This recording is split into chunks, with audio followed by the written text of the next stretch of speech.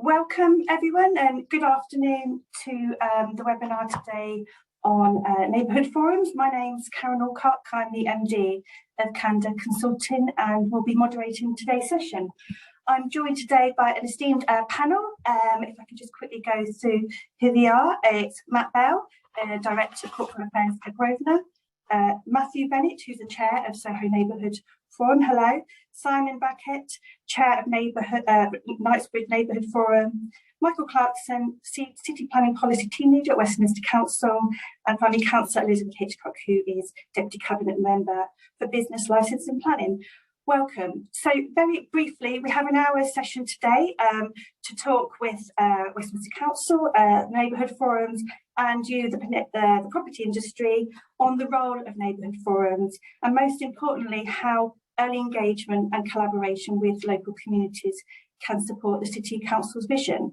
The format for today is I'll be asking each of the panellists in a moment to introduce themselves and say a few words about the subject matter. Then we've got a really good slice of time for a panel debate, as well as hopefully 10 minutes for people to post any questions and anything else they'd like to ask us before we conclude promptly at 1 o'clock.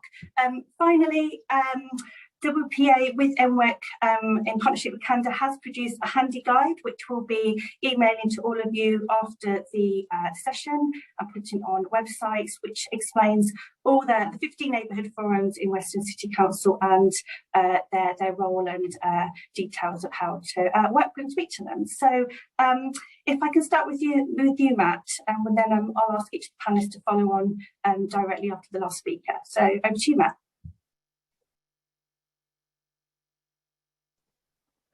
Karen, thanks. I get the tricky slot of going first. So I've been asked to say a few words from the perspective of a property company about neighbourhood forums and how we engage. And I guess my first point would be that it's the same as you would engage with anybody. So they're no different. And in that sense, the ground rules are the same, aren't they? It's about engaging early, telling people how you're going to engage, listening, being accountable, all the kind of good common sense stuff, which is sometimes done really well, but if we're really honest, our sector doesn't always do consistently well as it should. The way Grosvenor does this is all set out in a community charter called Positive Space, which I'll drop a link to in the web. In that, there are some things in that which are reasonably progressive. There's stuff around place-based audits, around measuring well-being, but lots of it is just common sense. And I guess the value of it is putting something into the public domain where people can hold you to account. So first thing is do the basics really well and do them for a neighbourhood forum, just like you would do it for any other aspect of the community. Having said that though, neighbourhood forums are special and different in a few ways, I think. And I want to point to a few ways where actually I think they're fantastically useful as a property company. I think the first one is that you can genuinely work collaboratively and take yourself out of the position of being a supplicant and into the space of being a collaborator. So generally speaking, in a planning context, it's your idea and you're going and saying, will you buy in? What's great about neighbourhood fora is it potentially puts you in a space where you can be working together with a group of people from lots of different backgrounds and professional disciplines and perspectives and generate, like an awful word, co-produce or co-design ideas yourselves together. And that's actually quite rare for most property companies. So yeah, that space, the platform that you find in a neighbourhood forum to work together with a group of people over time and generate ideas together, which will make a place better. That conversation feels really different to the slightly more adversarial stuff that it's quite hard not to find yourself in a planning context. So that's one big virtue. The second one would just be pure tactics. So in terms of the knowledge that you often get in a good neighbourhood forum is immense. Lots of people who know a place completely inside out, and also the chance you then have to build relationships with people over time. So again, that's just tactically. It's really unusual to have those sorts of spaces, and that of itself, I think, justifies the amount of energy and time you can invest in it. So Grosvenor has been very heavily involved in the neighbourhood forums around Victoria and Mayfair and Belgravia, and some of them work brilliantly and others a little less so. And that obviously changes over time because so much of it is dependent on the personalities.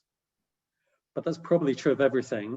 And you always go back to the point about, actually, this is worth it because it's a space where we can develop ideas together and we can draw on each other's knowledge. And sometimes that's in a formal setting, but sometimes it's just through private conversations because you know people, so you can test ideas, get a sense of what people feel. So all that informal value is also gold dust. I think the third thing that I point to on neighbourhood forums is there's a real focus there, almost uniquely, on place keeping rather than place making. So again, property companies tend to slip into a conversation about development and building stuff. Obviously, neighbourhood forums are as concerned with how you look after things and how you manage it and improve it incrementally, often over time. And again, I think that's to have a conversation about how do we manage and enhance this place together. Again, there aren't many spaces where you can do that as you can in a neighbourhood forum. I think it's interesting to look at the government's whole levelling up agenda. One of the things they're about to crash into is the old truth that actually it's about revenue funding, not just capex. You know, placemaking relies on revenue funding absolutely as much as it does on that injection of capital. And so there's issues about maintenance, which people in a neighbourhood forum really get instinctively.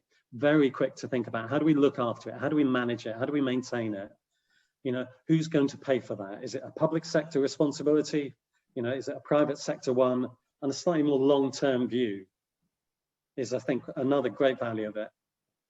My last point before I stop would just be, I guess, a plug for how we can make neighbourhood forums work even better. And that's by making them into a space where we have multi-generational conversations. So in Mayfair, for instance, we've set up something called the Mayfair Youth Forum over the last 6 months and begin to develop a cohort of young adults there. And they are beginning to engage with the neighbourhood forum. And I would love to see more neighbourhood forums have more engagement with young adults and be a space where those intergenerational, those multi-generational conversations happen.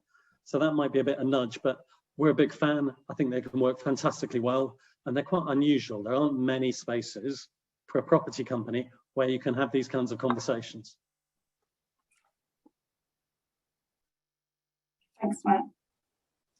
Well, Matt is a shortened way of saying Matthew, and so I'm not going to go back over what Matt has said quickly by a long version myself. I think I would have said many of those things. I think there is a clear difference, though, that needs to be understood right at the start, which is not the forum is designated as a business forum, or whether it is just designated as a residential forum. And the difference there is that if the area is regarded as having primarily or to a large extent commercial activity, it tends to get designated as a business forum. And in the case of Soho's forum, we are 50-50 residents and businesses. In some of the forums elsewhere in Westminster, that isn't the case, although of course those forums will also discuss with and talk to businesses, but there's not the same responsibility for the sort of joint formulation of ideas that Matt has referred to. I think at this stage that's probably enough. Thank you. Dr. Simon. Thank you very much. Two great pieces from the others. I chair the Knightsbridge Neighbourhood Forum. I also set up and run Cleaner in London, which some of you may have heard of. The Knightsbridge Forum is a residential forum, but we were very keen to achieve win-win-win for businesses, residents, and the cultural institutions. So businesses and cultural institutions have a position on our board which is enshrined in our constitution, and that's been very important to our success. We achieved the first made neighbourhood plan in Westminster on the 12th of December 2018, and that plan includes 40 planning policies. And the neighbourhood plan is the starting place, whether it's business or residential as a forum, it is the starting place for the determination of planning applications. It is part of the statutory development plan alongside the city plan above it and the London plan above that. But it is very much part of that development plan. And I'll put a link into the official government guidance, which says that. I think Matt has summarised extremely well the engagement point. All I would say is that in my experience, Canada actually is a good example of someone who does it extremely well. And I'm not just saying that because I'm here today, but if you have good engagement, early engagement, you can end up with a forum or an amenity society saying they have no objection or maybe even support a planning application.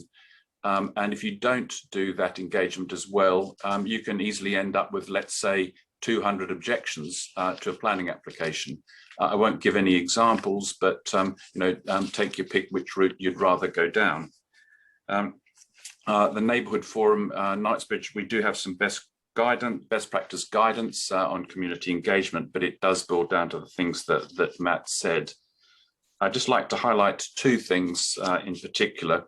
The first is that while we have an up-to-date city plan and an up-to-date London plan, which is fabulous, it means that we're sort of all current, there is an awful lot going on at the government level with the possible splitting of areas into growth, renewal or protected, the possibility of design codes and pattern books, and of course the new Class E, which is causing a lot of issues. And I'm very pleased to see that Westminster is dealing with this positively and proactively for everyone's benefit by including conditions, for example, on restaurants, so that the issues that arise from those are properly dealt with. I'd also like to give, as my final point in the introduction, I'd like to give a plug for Westminster's environmental supplementary planning document. The consultation on that closes today. And this is a very good example. I would encourage you, please, all of you on this webinar, to send an email to Westminster, which is planningpolicy@westminster.gov.uk, really encouraging the council to do what they to achieve their aim, which is to set a new gold standard with this. Because what the environmental SPD needs to do is set out how Westminster will achieve net zero, which basically means zero air emissions from all buildings by 2040. And the environmental SPD is a great place, frankly, it's the best place underneath the city plan to do that. So please do send that in, because if you don't, then we run the risk of basically having an investment cliff edge where the government just brings in a new Clean Air Act, which says we're going to decarbonise buildings in 7 years, as they did in 1956. So please take a moment and do that. I'm very grateful to be here, and I will stop there. Thank you very much. Thank you, Simon. Michael? Hi there, I'm Michael Clarkson. I'm the City Planning Policy Team Leader at Westminster Council. I'll start by saying thanks to Simon for overwhelming my inbox with ESPD comments, but yeah, they're all welcome. And thanks for that plug, Simon, for the document. So I'm part of the team that leads the plan making in Westminster, and that includes both the council city plan, which the team have been working very hard to deliver over the last few years, and now finally we've got it to adoption this year, which is a great achievement. And hopefully that now being in place alongside the new London plan, as Simon says, can help neighbourhood forums to produce their own plans, because it's a lot easier to have a kind of more stable policy framework and an up-to-date policy framework above what you're trying to produce at that local level. I know that Matthew and Simon have been through the long-winded process of getting a neighbourhood plan examined and adopted. It can take some time. So my team at the moment is made up of around 6 officers, but we are trying to expand at the moment to help even further in terms of early engagement with neighbourhood forums, to get that assistance to you to help produce your neighbourhood plans and help translate your vision for your area into planning policies. So the council does have a duty to do this, and obviously Westminster is very high on Westminster's agenda, because that we've got the most neighbourhood forums in London by quite a long way. And we've got various forums at different stages. So Knightsbridge and Mayfair have made plans now, and shortly we'll have Soho, Fitzrovia West and Queen's Park, who have all gone through the examination process over the last year or so. So they should be coming in by the autumn. There is a referendum stage where the local community gets to vote on the final version of the plan that's come out of the examination process.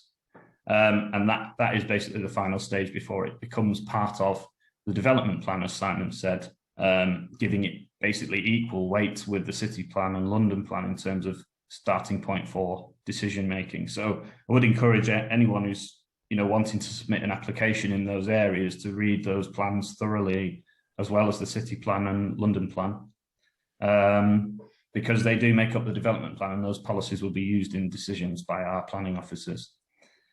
So yeah, I'll probably leave it for the questions to get more and more technical on you, because it is quite a technical process. But I'd probably just say that the council has also produced a guide to neighbourhood planning, and that's primarily aimed at forums looking to develop their plans, but also is useful for anyone who's interested in the process.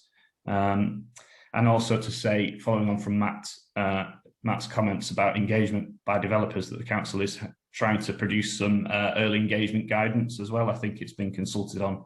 Hopefully that'll be coming later this year to help developers to do that early engagement with communities on their schemes. And I'll pass over to Councillor Hitchcock. Thank you very much. I just want to say, I'm Councillor Elizabeth Hitchcock. I'm the Deputy Cabinet Member for Business, Licensing and Planning.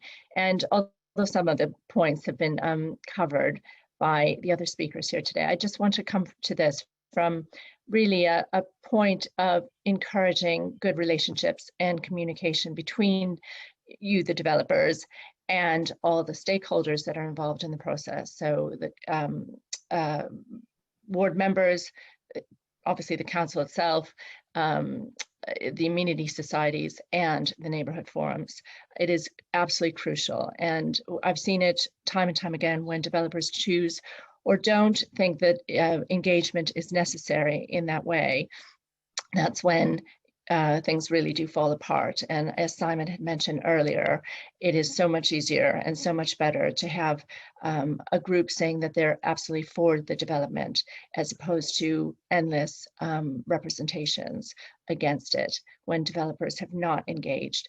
And this kind of engagement can come in so many different forms, and I would recommend using as many of them as possible, whether it be online communication, interactive digital engagement, public exhibition in the form of a pop-up where people can actually see a model of what's proposed, online meetings, and now that we're moving into hopefully physical meetings again, where you could meet them face to face.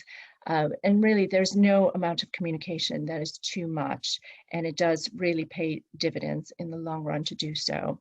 And it also should be in a way that's accessible to everyone. The people who sit on neighborhood forums are generally very, very knowledgeable. They're knowledgeable about planning policy, about their own neighborhood plan, and about what they want to see for their particular area. But even still, it should be in a format that is easy to understand for everybody involved, whether people do have that kind of background knowledge or not. And that really does help.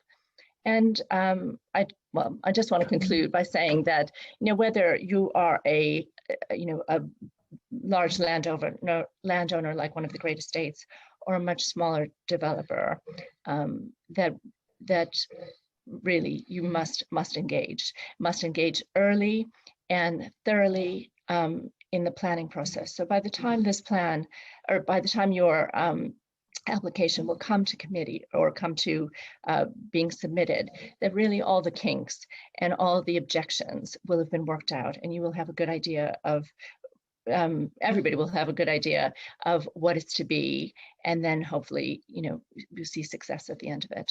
Thank you very much. Thank you very much, Councillor, and thanks for everyone for sort of giving that overview. We're going to start just a little bit more exploring the sort of theme of engagement and communication. And thanks, Councillor, because you've gone into quite a lot of detail about some of the examples and tools that you can use. But it's definitely one of the questions that we're asked at CANDA, and I suspect it's something that is discussed at ward member and within the development industry, as well as obviously critical for the forums as well. It is important to consult and communicate in an early stage. But I just wanted to give a little bit more detail about what early stage looks like, because obviously a planning process can be a longer process from the point of pre-apps right through to a committee decision. And it's just sort of some examples or ideas or where you've seen that early engagement, what that looks like, so that the audience understands sort of your views on that.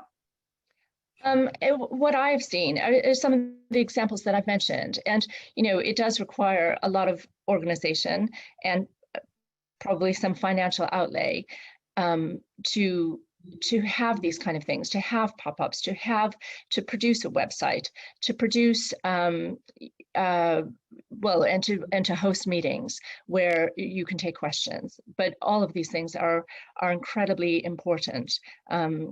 Really, as I said, no amount of communication is too much, because absolutely that the people must be able to voice their reservations, and also that from the developer, it probably is not, they might be somewhat clear, and they should be, about any potential pitfalls or setbacks or negatives to the plan, because there is to their development. There is almost no development that's put forward that is universally loved by everyone without any potential problems. There's going to be something along the way, and those need to be pointed out as well. So no, thank you, Councillor. Matthew Bennett, sorry, I'll call you Matthew. Yeah, you had your hand up. Well, I think it's an important point to make in the case of business forums, that you've got two potentially opposing parties in relation to some applications.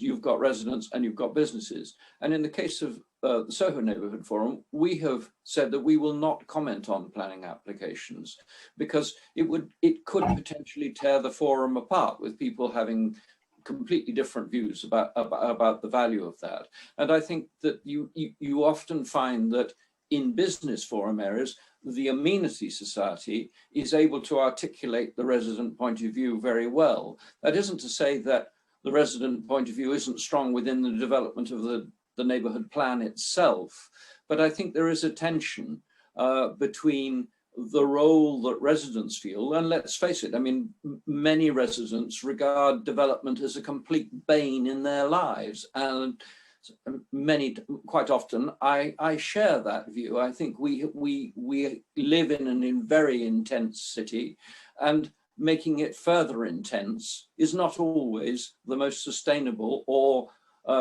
healthy way of proceeding. But there are times, of course, when good developments come forward and can be supported by all the parties. But I think there is a tension in the business forums, which is not so much there in the resident forums, and I think that point needs to be said. And just finally, on engagement, I mean, it's a buzzword, but as someone who has been involved in receiving these things on behalf of the Soho Society, I think it just like when you look at a car or a person that you're attracted to, you can make up your mind within almost a millisecond. And sometimes people will come into the room and you sense that they feel they know all about it. They've got their plan, and that they're going through the motions of consulting people because they have to. But there's no real indication that they want to listen, to learn, to amend, and so on. So engagement has to actually, it is a word, but it's the approach underlying it, I think, that will evoke from the wider community, which may include other businesses and residents and so on. And if there's a feeling that they're having something pushed on them and there's going to be very unlikely to make any significant changes in it, that can immediately then create a sort of pushback factor, which we all know in life. If somebody tries to bully us, then we all trying to get a bit difficult. So I think the approach of engagement, how you go about it, and are you coming to engage with people in a local community with a genuine desire to listen, maybe learn, and to amend where those suggested points are actually really relevant and worthwhile taking on board. Thank you. Thank you, Matthew. We're going to definitely come back to sort of balancing the interest between residents and business as part of the forums. But Simon, from your perspective, again, I'm just very keen to understand, you know, what good engagement looks like. As Matthew said, you know, it's early, it's being meaningful and credible, and you know, there's lots of tools that the Council Hitchcock has mentioned. But just what's your sort of view on how you sort of explain that to developers, or what the expectations and desires are, what that looks like as a good process? Well, I think Matthew's described it very well. I think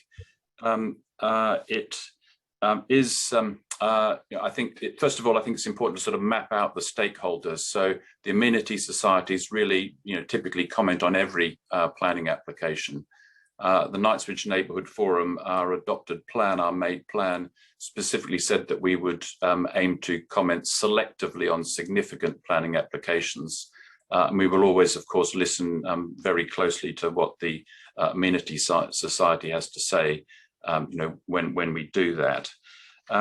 It you know, can be heavily organised through consultants like yourselves, but it can also be just send an email or you know, contact the forum or the amenity society through their website.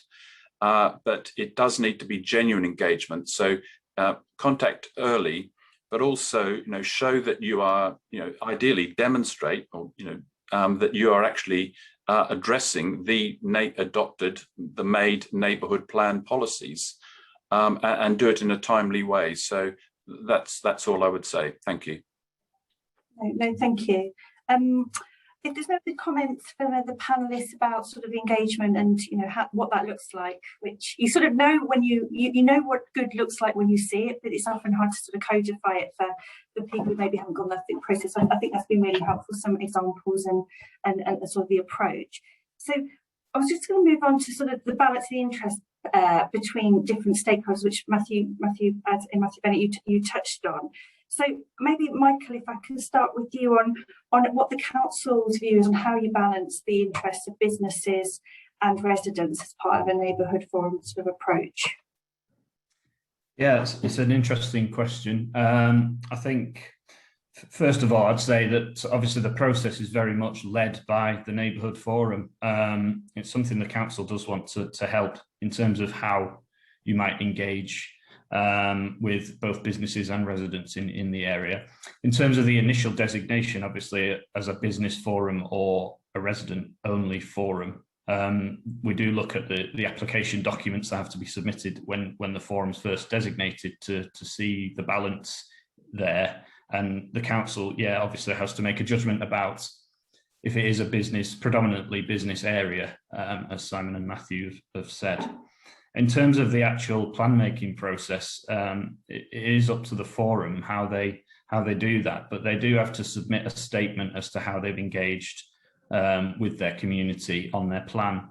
So, I mean, I would encourage, obviously, the forums to use as many techniques as possible over the period where they're coming up with their main ideas, and to help, you know, facilitate local businesses getting involved. It's obviously a little easier if it's a business forum and you have people represented on the steering committee making the plan, but in resident only forums, it is important to get that business voice heard at an early stage.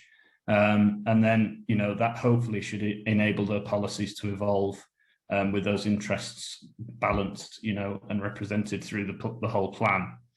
And then there are obviously two statutory stages of consultation in the process. So the first one is when the forum is ready to, with its draft plan, it should go out to the community and consult on that. And then the second stage, when they actually submit it to the council, there's a formal process that the council will run to consult on those plans in draft form, and that's a very important stage because it's really the last opportunity for anyone to make their voice heard before the plan goes to a formal examination with an independent examiner scrutinising the plan. So if people do have views, definitely encourage them to do it as early as possible, but certainly at that statutory point in the process, it's really important. The council will also respond to that consultation to say what it thinks about the draft policies and whether they meet all the basic conditions in the legislation. And then that's taken on by the independent examiner then to be looked into, and they may invite further views or they may just stick with what's been said at that consultation stage. It really does depend on what the issues are with the plan. So hopefully that's answered the question, getting a bit into the statutory processes there. No, it's all helpful. I think that Simon wanted to come in, so if you want to contribute, Simon, please take the screen. Thank you. Yeah, I just want to say that in the knowledge note that the Knightsbridge Neighbourhood Forum has shared in the chat, we describe a sort of funnel of sort of policy making. Forums aren't trying to trick businesses or residents or anyone else. The Knightsbridge Neighbourhood Forum, as I say, has cultural institutions and businesses represented on the board. We couldn't actually achieve a quorum for a board meeting without them because one at least of each of those has to attend board meetings. So in a sense, they sort of had a veto during the process of developing the plan.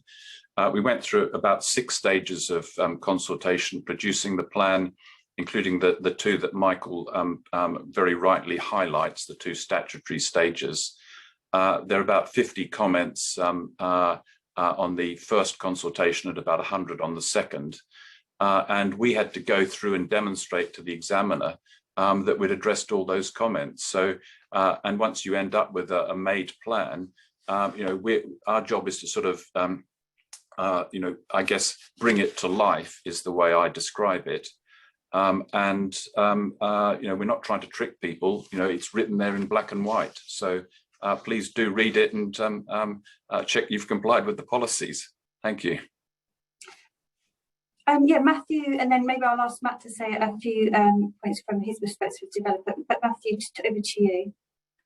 Well, I think that when perhaps we were starting, we were talking about this as people putting forward planning applications.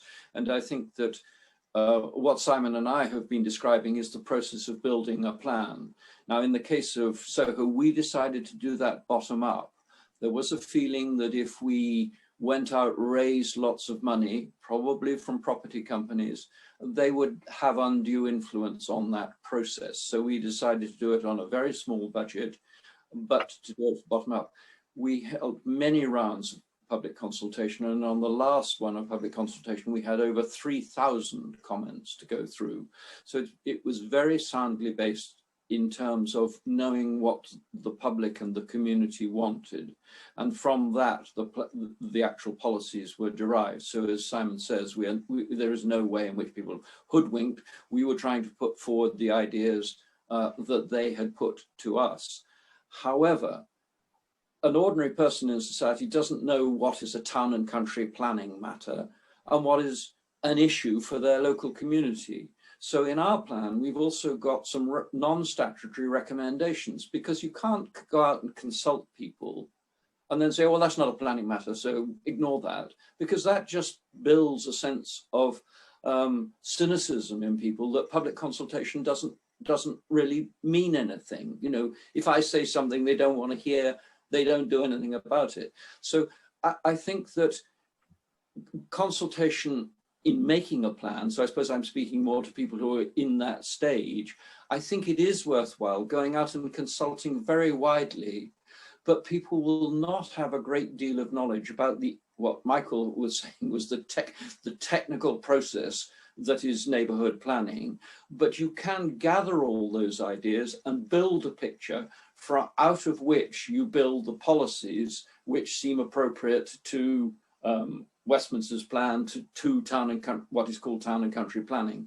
But there is a difference, I think, in the public's plan, because they come in and say, I care about Kensal Rise or whatever, and these are the things I think are important. And you may have to winnow out a lot of those things which are probably about street crime or, you know, all those issues until you come down to the things that can go in your plan. But you can't dismiss the concerns about street crime. Otherwise, I think you're undermining the whole business of what it is to consult the public. Thank you.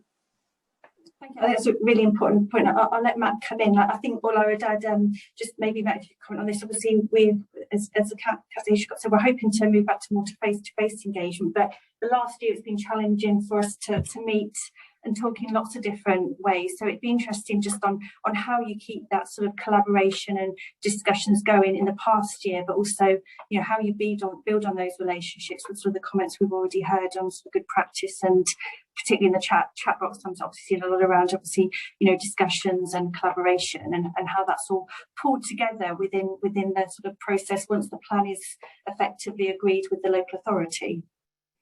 It's a big question. Yeah, Karen, can I chip in? Yeah, no, please, yes. Yeah, I think there's two things which just struck me here. So there's obviously, we could have a 2-day conference about plans and policies. But I want to link it slightly to the point that Tim has put in the chat. The point which is really about transparency. So a lot of property companies, innately, their instincts are to be careful and to hoard the information and to keep it tight. Ultimately, my experience is that generally doesn't work. So for instance, on a recent site, what we did is we took the neighbourhood plan and we fed back to the neighbourhood forum like an Excel score sheet.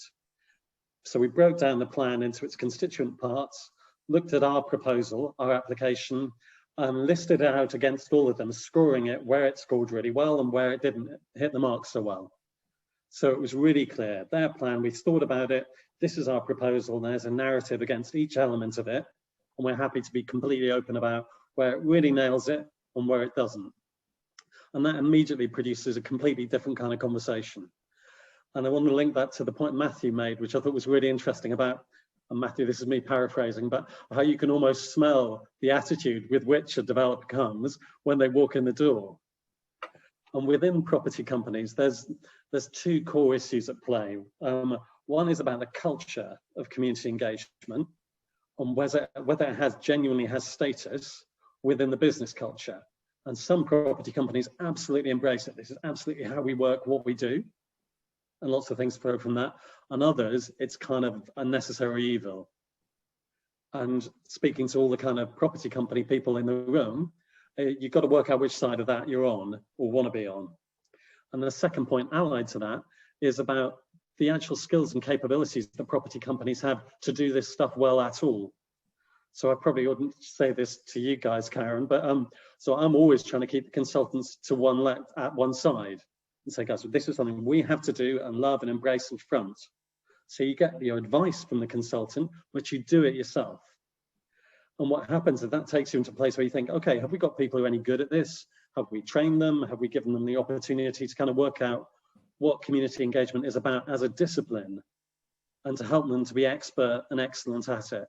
So we've just taken in Grosvenor a group of 40 staff through a 6-month learning program to help them get really good at this stuff, to learn the skills and to understand, you know, the do's and don'ts, and to look at examples of brilliant stuff and awful stuff. So that capacity building bit for property companies is a really important element here.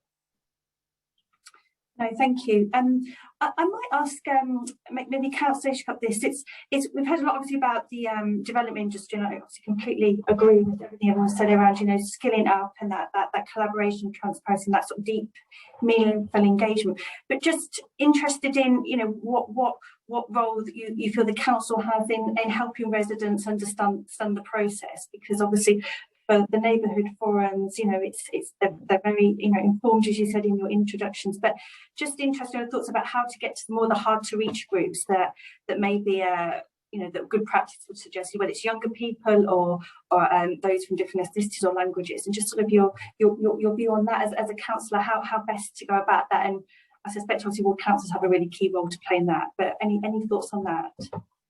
I think that's absolutely right, that it has to come from the ward councillors, because the ward councillors will be familiar, they're notified of every application, but they will get, you know, they will be in touch with their amenity societies, and through their inboxes will get word of potential not every application, because most applications are small and not problematic, but certainly the big ones where there are potential conflicts, they will, they will be made aware of them very, very quickly by residents. But as far as harder to reach residents, I think that's very difficult. Most people, to be honest, are not engaged even in their local neighborhood. A lot of this happens and it just happens to them. And I think we could do a bit better to be reaching out to these harder to reach groups, because especially if they are well, if they're long-term or they intend to be in Westminster long-term, it is a very transient borough with lots of comings and goings. So people may not have the same kind of emotional connection to their area because they might have not been here that long or might not intend to stay very long.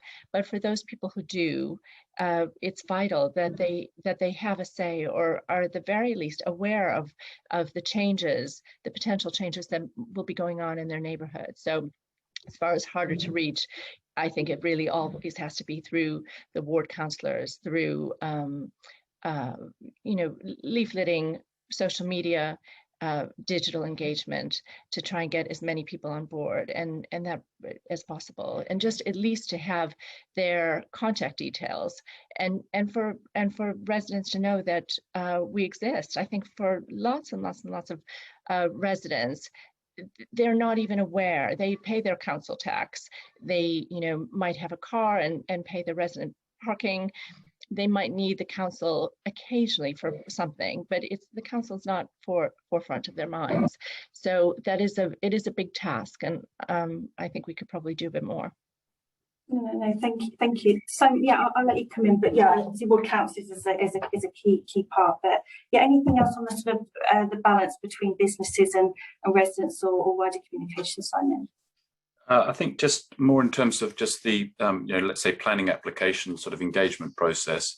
I think it would help if, I'm sure Westminster does this, but I think they should sort of redouble their efforts perhaps, as we all should, just during the pre-application process, encouraging applicants who are going through that to have a look at the neighbourhood plan, the London plan and the city plan, because then they get the heads up on the issues.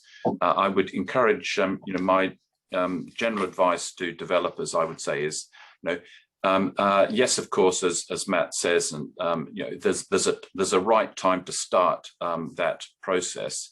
I wouldn't be engaging with amenity societies or neighbourhood forums, particularly on a particular application in relation to price-sensitive information. I just think that's completely inappropriate. So there comes a point where I guess something crystallizes, you may have purchased it, or so the deal is done, and then you're starting to look at the application. So I think don't go out sharing price sensitive information with people, because I spent 25 years in a bank, so I was sort of trained to deal with it, but not everyone is. I think Councillor Hitchcock makes great points. And I know it's not always been allowed over the last year and a half, and may not still be allowed, but leaflets do actually go through every letterbox in an area. So that is actually quite a good way, on top of course, the sort of standard groups in an area. That's all I would say. Thank you. Yeah, Matthew, and then we'll maybe move on. But yeah, please go ahead, Matthew. I just wanted to make the point that I don't want people to be left with the impression that it is always the residents who are complaining and that the businesses aren't. Quite often, the impact of development is on neighbouring businesses who are trading and trying to get on and earn a crust, and having building works and noise and dust and so on can impact on their activities as well. So I think it's very easy to characterize this as a battle between residents and the development industry. That's part of it, it's true.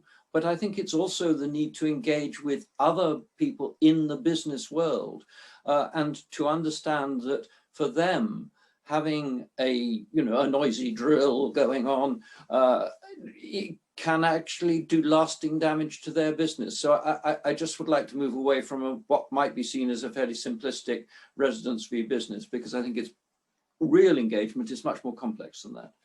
Thank you.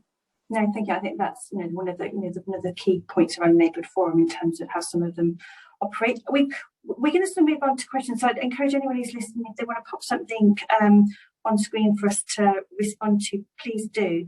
But there's one question, and I have one question which sort of is all linked together in a theme around how the formal role Westminster City Council has of neighbourhood forums. So I guess my first question is, should neighbourhood forums be a statutory consultee, for an application? Maybe that's for Simon, maybe Michael as well. It'd be helpful for both of you to comment. And then we do have a question that's been put in the chat box around, and again, maybe for you, Michael, that you can pick up. I don't know if you can see it, but the point, I think it's from Kay Buxton, around the pre-app question around the whether officers speak to forums as well as the immunity societies, and the sort of dynamic about how both of those sort of tiers of groups are dealt with from a sort of council perspective. So shall I let Simon maybe kick off, and then Michael, you get the two questions afterwards. So legislation allows any neighbourhood forum that doesn't actually have to have produced its plan. So as soon as it's designated, to request the right, or well, it has the right, but to request formal status as a statutory consultee. When you do that, you then get bombarded with all the emails of every application, as Elizabeth, Councillor Hitchcock, was describing. But the forums, many of them have chosen that. Knightsbridge certainly has. But that doesn't mean we comment on everything. We do leave it to the amenity society to take the lead, with us focusing selectively on significant applications. Thank you. Thank you. Michael? Yeah, I think Simon's covered the point about statutory consultees, but in terms of the pre-application process, obviously our officers do point out to developers all the policies in the development plan, so that includes the neighbourhood plan in that area if it's being made. Yeah, I can't, sorry, could you just tell me what the question was from Kay on that one? Is it about engagement again with the forum? Yeah, and obviously, obviously there's amenity groups and neighbourhood forums, again, just how you treat them and what role they have through the pre-application. Yeah. So I mean, obviously the council isn't statutorily obliged, unless it's been requested to do so, to do that. But it is standard practice in Westminster is to do it. So we do go, a long way to saying that engagement is obviously really, really important for our neighbourhood forums and our amenity groups in Westminster. So we would definitely encourage all applicants to engage with them again as early as possible in the process, and through the pre-application stage we would advise who the local societies are that they should talk to. And in terms of our planning applications, we do kind of as standard inform the amenity societies and the neighbourhood forums of anything major that's going on in their area, so that they can comment. So yeah, I think the council does a good job as far as it can in terms of making sure that does happen as early as possible, and definitely through the pre-application process. Thank you. I'm just sort of seeing some sort of content in the chat box about obviously we talked a lot about planning applications and development, but obviously the neighbourhood forums has a much wider remit. Included in the title, it's about neighbourhoods and place making, sort of that long term sort of role of buildings and how an area looks. So just interested, maybe from Matthew and Simon, just the sort of role of the neighbourhood forums and what you'd like to see from developers. Once the application, then once the buildings happen, that noise that you talked about, Matthew, how you'd like to see developers continue to work with you as buildings go up and people move in, businesses move in, and you sort of move into that much more sustainable growth. So maybe perhaps to hear from Matthew and Simon, and maybe yourself as well, Councillor Hitchcock, after the neighbourhood forums. Maybe you start, Matthew. Well, yes, I think this webinar, it relates also to work the Westminster is doing on a document around early engagement. And I think that probably is a vital document to read and know. I'm afraid I don't know whether it's been published yet, but it's certainly been circulated around in draft. And it is difficult for a forum, I think, business resident or whatever, to have the resources to know how to, if you like, monitor a development once it's got planning and once it goes ahead in relation to the issues that I've talked around in relation to noise. So it's, in a way, post the decision, it's a bit difficult, but it's trying to, it goes back to what I think I and Matt were saying in relation to sort of, he used the phrase, which is probably quite a good one, the sort of smell of the way in which people are coming to you. Are they coming to say, we realize what we're doing will disturb the area, that there will be consequences. What can we do? What are your ideas? Noise. What ought we to be doing about that? At the time that an planning application is being made. That's a very good litmus test for a community, is if the developer comes and asks those sorts of questions. You think, they really care, they're interested. They don't just come in and say, well, of course, we expect it to be over in 2.5 years and da-di-da-di-da, because that sort of approach just makes everybody else think, okay, so you're coming here to tell me that you're going to upset my life for 2.5 years, and you don't really want to know what the problems might be. So again, it comes down to approach. If you've got a good consultative approach and want to learn and know, the problems can't always be resolved and often can't be resolved at all. But with willingness on both sides, you can put up with it, and also they can ameliorate and mitigate. So it is the approach, really. And Simon, do you have your hand up as well? Yes, thank you. A couple of questions just in Q&A as well, just to clear up. One is neighbourhood forums don't cover the whole of the City of Westminster yet. There are a couple of gaps. And I think in terms of Nick Bailey's point just about contacting all the forums, I think that's exactly what this sort of webinar is about, which is trying to get the word out that people should contact them and engage with them. I think having produced the first neighbourhood plan over 2.5 years ago, we very much did at the time think about what our role was after that. And so I would highlight a few things. First of all, it is bringing the neighbourhood plan to life. So we're not competing with the Amenity Society, but we do want to bring the neighbourhood plan to life. And that means many of the things that we've talked about. We've also engaged very actively with Westminster and other forums on planning policy. So Westminster's been really fabulous at engaging with the forums in relation to some of the changes at national level on planning policy, for which I really do applaud them. Neighbourhood SIL is an area where the forum actually has the lead role in applying for submitting applications for Westminster to use the sort of ring-fenced pot of neighbourhood SIL, and Michael's taken a lot of well, he's taken a great lead on much of that. And the other thing is that the forum can at any stage choose to produce a new plan, and depending on how many changes it proposes to make, if they're very small changes, the forum is allowed to agree those with Westminster, I'm sure after some local consultation. More substantial changes might go to an examination, revising its plan, or the examiner may recommend that the changes are so significant that it needs to go to referendum as well as finish that examination process. The Knightsbridge neighbourhood plan, we did very much focus when writing the plan on trying to achieve good outcomes, so focusing on the endpoints and removing barriers for people to get there. So we have reviewed our plan. We don't think there's very much at all that needs to be updated, and I'm sure that will be true for many other forums, to take account of the new city plan, the new London plan. But we may just make some small changes, updating policy references and things like that. So it really, there is a big role, I think, for the forums ongoing. And another area, for example, is in construction management plans, where we published best practice guidance, and that has sort of local nuances beyond Westminster's Code of Construction Practice. Thank you very much for including me today. It's really, really helpful, Simon. Thank you. We've got sort of 4 minutes left, so I wonder, Councillor Hitchcock, if you wanted to say anything that further you'd like to say, or anything around sort of construction, or your desire as a member, how that might work. Well, yeah. Sorry, go ahead. Well, I was just going to follow on from the construction management plans.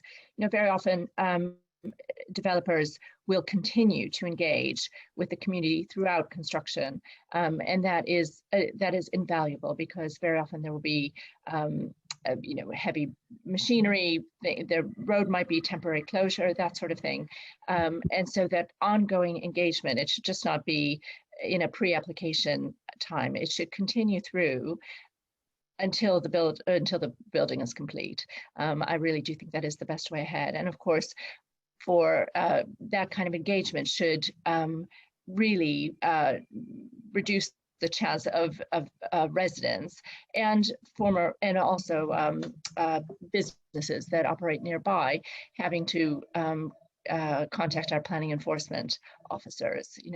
That kind of engagement where people know what's going to happen, especially on big developments, is all scheduled. There really should be no surprises. Those kind of conflicts can be ironed out. Thank you. That's really helpful. Yeah, Simon. Yeah, of course. We've got 3 minutes left, but yeah, please go ahead. In just a few seconds, in my experience, I've spent 20 years looking at construction plans. If they are done properly up front, so as part of the planning application process, in my experience, there have been virtually no problems in 20 years when they've been done properly up front. The problems arise when that hasn't happened. Thank you. Thank you. Matt, I know you've, is there anything further you want to add? We're just talking about construction comms. We've got a couple of minutes. Happy for you to have sort of 30 seconds on that, if there's anything you want to add from your perspective, post-planning. No, not on construction contracts. No worries. Is anybody want to make any final comments? We're sort of down to our last few seconds, but I'm keen to finish promptly. But I mean, from my perspective, it's really useful to sort of speak to people about the sort of range of interests that the forums have, and hopefully give people a taste of the opportunities that are available in Westminster to engage well. Obviously, the guide is going to be emailed, I suspect, when we come off screen, and I suspect this will be an ongoing process with Westminster City Council and the development industry and residents, community groups, neighbourhood forums to get better and better at these relationships. So, Matt, did you have your hand up? Did you want to say anything further? And Simon? Yeah, yes, I just wanted to make that plug again for working with young people. Absolutely, So I think if there is a nudge here, it's to make this a broad conversation. And in particular, a multi-generational conversation. So Westminster is really blessed in this space. We've got 4 or 5 amazing youth clubs. You've got the Young Westminster Foundation, loads of the Youth Council, and that opportunity to get young adults and young people involved makes it such a more positive and creative conversation. So that's the next frontier for us all. Completely agree. Matthew, I'm going to let you have the final time on the screen if you had anything further you wanted to add before we finish. Well, it was really just to say that certainly for us, and in reading some other plans, there is a vision that most people have in their plans, and it was, in Soho, a lot of the words in our vision are not about development; they're about diversity, tolerance, creativity, and I know that the development industry tends to see things primarily in terms of bricks and mortars, and has to in terms of making planning applications. But I think understanding what all our London villages are like and what makes them distinct, and feeling that you can carry on and want to add to that distinct character is really, really important. Each area should stay distinct, in my view, and have its own characteristics that people can love and take to their hearts. I think that's a really, really good summary to finish the webinar, actually, in terms of, sort of the character and the way we should approach all these conversations, whoever we are and whoever we're speaking to. So I'm going to conclude, we're just 1 minute over, but I'm going to conclude now and thank the audience for watching, and all the panelists for making such, good and points, and, pretty much staying to time. So thank you, and have a lovely afternoon, everyone. Thank you very much. Well done. Thank you. Thank you. Great to be part of it. Lovely to see everybody. Thank you. Bye-bye. Bye.